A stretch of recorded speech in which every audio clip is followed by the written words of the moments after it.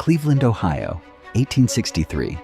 Oil had just been discovered in Pennsylvania a few years earlier, and it was chaos. Hundreds of small refiners racing to cash in, prices swinging wildly, everyone drilling, nobody organizing. Rockefeller looked at this mess and saw something nobody else did. The money wasn't in finding oil, it was in controlling what happened after it came out of the ground. The refining, the transport, the pipelines. While everyone else was betting on the ground, he was quietly buying the roads. Here's where it gets ruthless.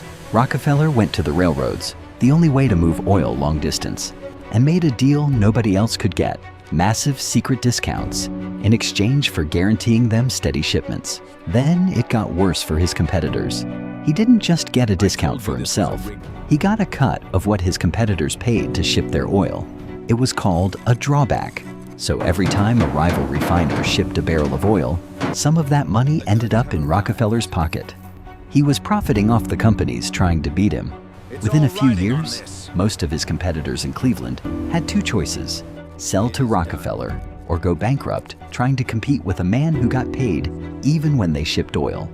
This became known as the Cleveland Massacre. In just 6 weeks, he absorbed 22 of his 26 competitors. But buying out Cleveland wasn't enough. Rockefeller wanted the whole country, so he built something so legally clever, it didn't even have a name yet: the Trust. Dozens of separate oil companies, technically independent on paper, secretly controlled by one board, run by Rockefeller. On paper, competition. In reality, one company wearing 40 different masks. By 1882, Standard Oil controlled somewhere around 90% of the refined oil in the United States.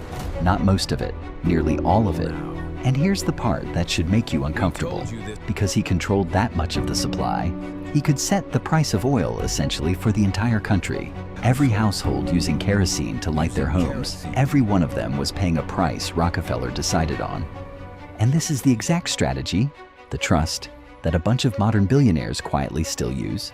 I'll show you at the end. Eventually people noticed. Journalist Ida Tarbell, whose own father had been crushed by Standard Oil's tactics, spent years digging through court records and internal documents. In 1904, she published a series that exposed exactly how the trust worked. The public was furious. Rockefeller went from successful businessman to the most hated man in America almost overnight. In 1911, the U.S. Supreme Court ruled that Standard Oil was an illegal monopoly and ordered it broken into 34 separate companies. It should have been the end of him. Here's the part almost nobody talks about. Rockefeller still owned stock in every single one of those 34 new companies. And once they were separated, freed from the drag of being one giant, government-scrutinized entity, their combined stock value exploded. Within a few years, Rockefeller's personal fortune had roughly doubled.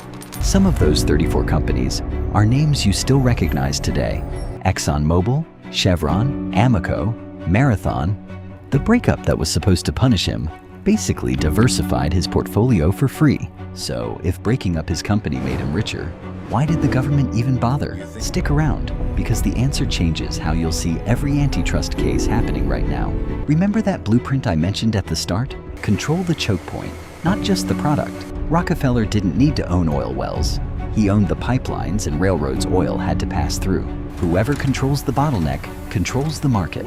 You can see that same logic today in companies that don't make anything themselves, but control the platform everything else has to pass through. Rockefeller also became, later in life, one of the most prolific philanthropists in history, funding medical research that helped eliminate hookworm disease across the American South, and founding the institution that became Rockefeller University. Whether that was genuine change of heart or careful reputation management is something historians still argue about.